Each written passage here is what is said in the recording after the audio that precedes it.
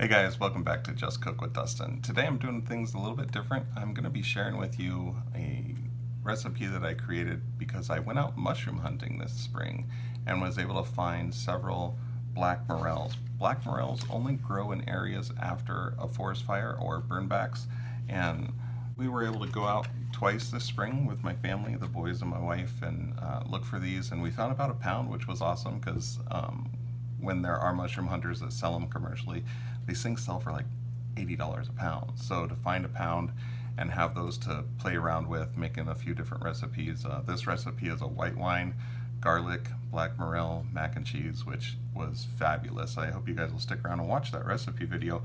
But I just wanted to share with you some things on mushroom hunting. It's been something that I've only gotten into the last 5 years and only been out actively looking for mushrooms the last 2 or 3. But this is one of the most highly recommended books that I've seen, and it's called All the Rain Promises and More. This is like a field guide. It's got pictures and descriptions of all the mushrooms that are out there that you can look for, and what's edible and what's not edible, and just very educational. Another book, actually the first one I read when I got into this, was Mushrooming Without Fear. And this is a great read, cover to cover, very straightforward on what to look for, what not to look for, or what to be aware of, because you don't want to just pick and eat any mushroom out there. And one of the things about wild mushrooms is they should always be cooked thoroughly. You don't eat them raw like you would a button mushroom on a salad. You definitely want to cook these and cook them well. And you want to educate yourself, know exactly what it is you're looking for and what it is that you're picking, because you don't want to get something that's going to kill you. I mean, it'll shut down your kidneys and livers, and I know I laugh, but you really want to know. But the black morels, there are false morels out there, so you want to also familiarize yourself with those, so that if you come across those, you definitely want to stay away from them. But morels, white morels and black morels, they're very easy to identify. They're a great mushroom to get involved in mushroom hunting, a great entry-level mushroom, and I highly recommend joining Facebook groups for mushroom hunting. I follow the Arizona Mushroom Society, the California Mushroom Hunters group, and the Colorado Mushroom Hunters group, all on Facebook. They have great groups. People are very helpful. You can submit while you're even out searching. If you come across a mushroom you can't identify or not sure if it's edible or not, you can send pictures in, and people are usually pretty active and get back to you right away to let you know what it is. But I followed those mushroom groups for about 2 years before I even went out looking, just wanting to really educate myself and know what it was I was looking for. So it's a great hobby to get into, something fun for the family to do. Like I said, our family, my wife and kids, we went out and got to go hiking for several hours, and we came out of the woods with a pound of mushrooms, so it was a lot of fun. So I hope you guys, if you haven't yet, you would consider subscribing to my channel as I bring to you this recipe and more as we move ahead. I know I'm only posting about once every 2 to 3 weeks, but life gets busy when you got 2 little boys running around. I am a stay-at-home dad. I get to take care of them all the time, and since because of COVID-19, my oldest isn't in school. We're doing homeschool. But it's been a lot of fun. We're having a good time, making the most that we can out of things, and I just hope you all are doing well. And like I said, this is a great hobby, something to get into that, other than driving out to the areas where they grow, it's a great hobby to get into that doesn't really cost you much to do.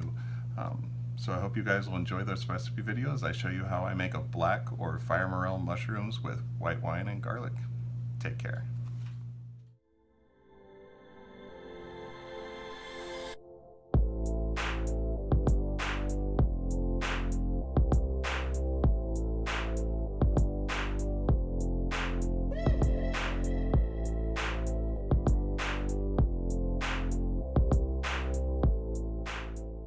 Guys, so getting started here, we're going to use these ingredients of thinly sliced garlic, by weight 100 grams evaporated milk, 100 grams cheddar cheese, 100 grams available macaroni. This is the black fire morel. I found these up on the Mogollon Rim in Payson, Arizona.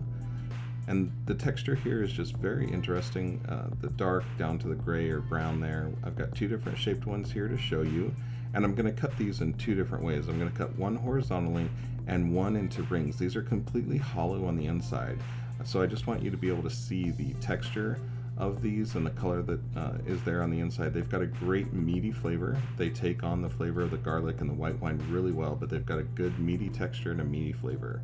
If you guys haven't tried these, I highly recommend them. If they grow in your area after forest fires, head on out and try to find some after some good spring rains. I just wanted to mention here that anytime you're going to try a wild mushroom for the first time, it is highly recommended that you cook up a small amount and take one bite to see how it affects you, because they do affect each person differently. So you want to make sure you don't have any gastrointestinal problems before you go and make a whole meal of this. So just an FYI. The next ingredient I'm going to be adding to this is just a couple ounces of thinly sliced ham, deli ham, any kind of ham that you like, you can add to this. I'm just going to roughly chop that and add that in as well. I'm going to start off here with a couple tablespoons of butter, get that melted, then I'm going to add in these morel mushrooms and ham to get those cooked off. Like I said, wild mushrooms, you want to make sure they're cooked thoroughly. You never want to eat them raw. So we're going to get these sauteed up in some butter, and then we're going to set them aside.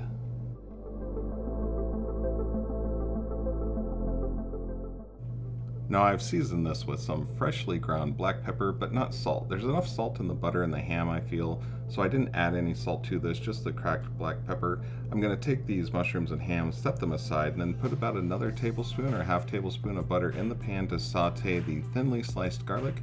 We're going to saute this for about a minute as it turns light brown, and then I'm going to add a third of a cup of Pinot Grigio white wine and reduce that by a little more than half.